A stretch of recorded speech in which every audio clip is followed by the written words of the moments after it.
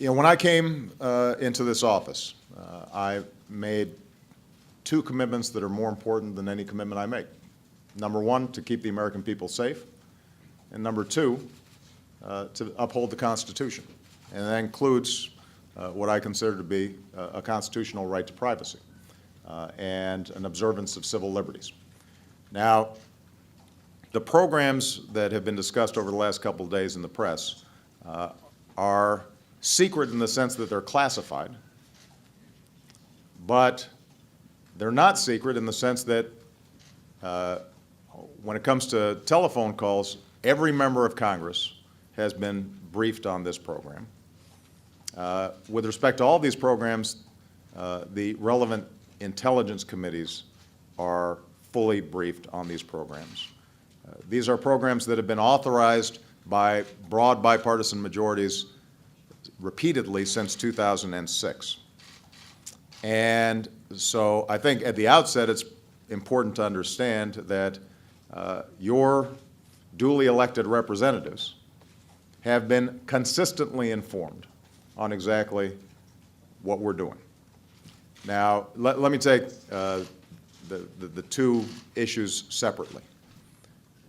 When it comes to telephone calls, nobody is listening to your telephone calls. That's not what this program's about. As was indicated, what the intelligence community is doing is looking at phone numbers and durations of calls. They are not looking at people's names, and they're not looking at content. But by sifting through this so-called metadata, they may identify potential leads with respect to folks who might engage in terrorism. If these folks, if the intelligence community then actually wants to listen to a phone call, they've got to go back to a federal judge, just like they would in a criminal investigation. So I want to be very clear. Some of the hype that we've been hearing over the last day or so, nobody's listening to the content of people's phone calls.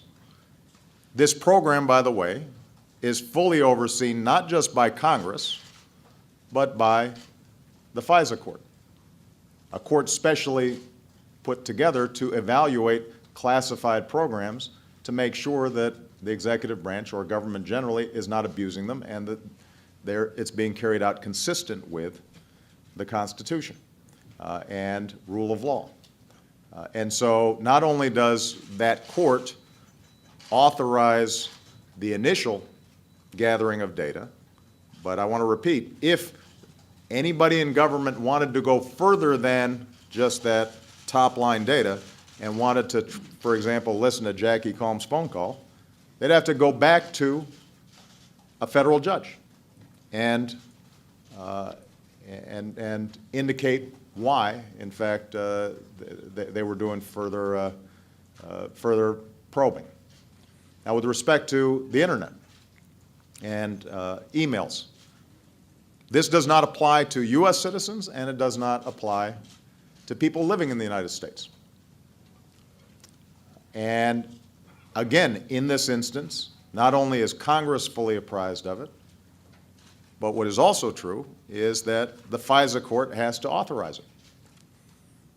So, in summary, what you've got is two programs that were originally authorized by Congress, have been repeatedly authorized by Congress, bipartisan majorities have approved of them.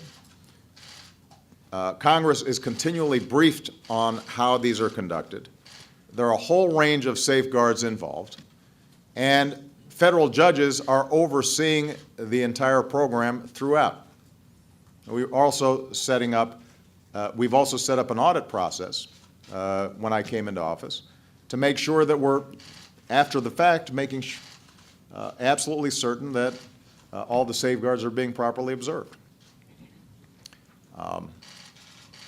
Now, having said all that, you'll remember when I made that speech a couple of weeks ago about the need for us to shift out of a perpetual war mindset. I specifically said that one of the things that we're going to have to discuss and debate is how are we striking this balance between the need to keep the American people safe and our concerns about privacy. Because there are some trade-offs involved. Now, I welcome this debate, and I think it's healthy for our democracy. I think it's a sign of maturity, because probably 5 years ago, 6 years ago, we might not have been having this debate. And I think it's interesting that there's some folks on the left, but also some folks on the right who are now worried about it, who weren't very worried about it when it was a Republican president. I think that's good that we're having this discussion. But I think it's important for everybody to understand, and I think the American people understand, that there are some trade-offs involved. You know, I came in with a healthy skepticism about these programs. My team evaluated them. We scrubbed them thoroughly. We actually expanded some of the oversight, increased some of the safeguards. But my assessment and my team's assessment was that they help us prevent terrorist attacks. And the modest encroachments on privacy that are involved in getting phone numbers or duration without a name attached and not looking at content, that on net, it was worth us doing. That's, some other folks may have a different assessment of that. But I think it's important to recognize that you can't have 100% security and also then have 100% privacy and zero inconvenience. We're going to have to make some choices as a society. And the fact that they're under very strict supervision by all three branches of government, and that they do not involve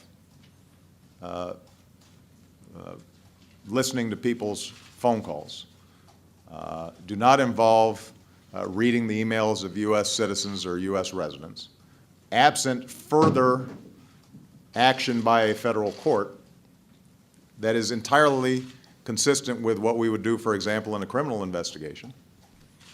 I think on balance, we have established a process and a procedure that the American people should feel comfortable about. But again, these programs are subject to congressional oversight and congressional reauthorization and congressional debate. And if there are members of Congress who feel differently, then they should speak up. And we're happy to have that debate. Okay? All right, and we'll have a chance to talk further during the course of the next couple of days. Thank you, guys. Thank you.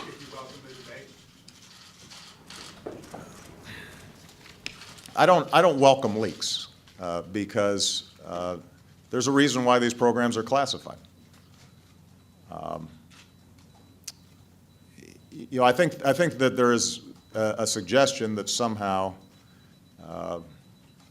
any classified program is a quote-unquote secret program, which means it's somehow suspicious.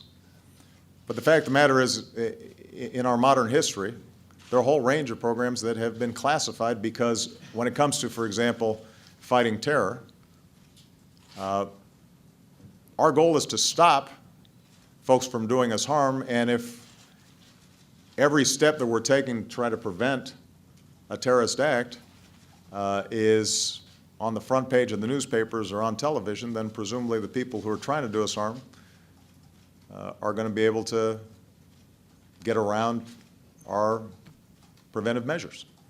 That's why these things are classified. But that's also why we set up congressional oversight.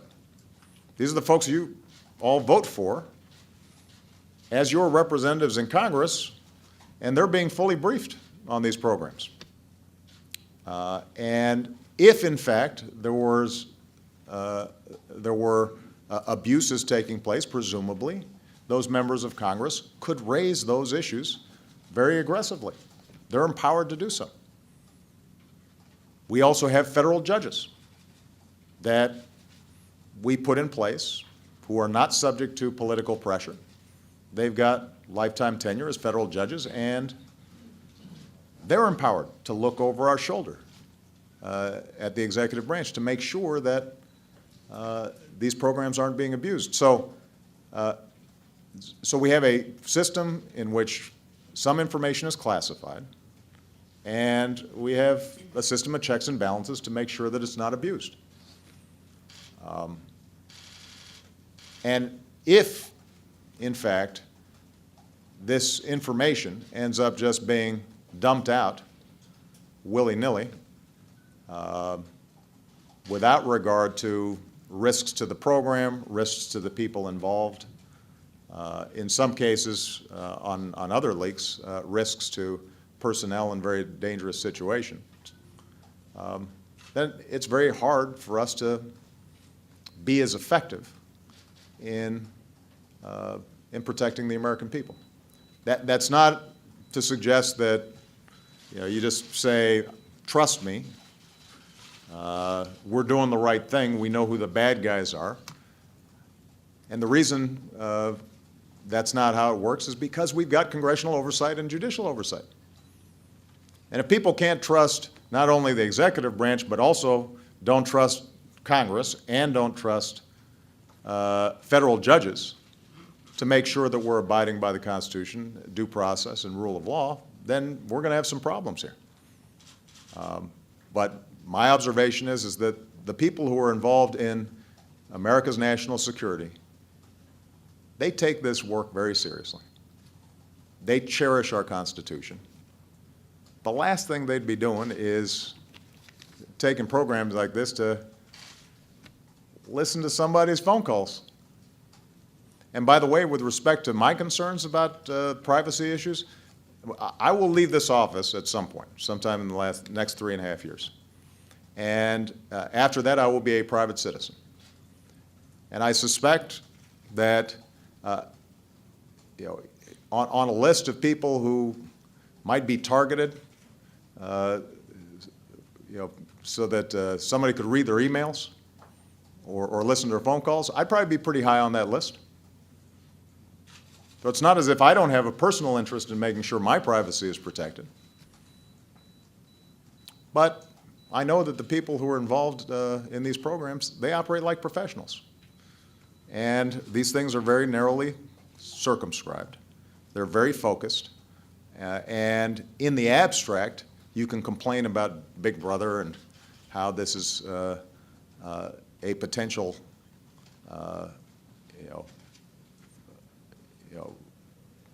program run amok. But when you actually look at the details, then I think we've struck the right balance. All right? Thank you very much, guys. That's it. For the American public.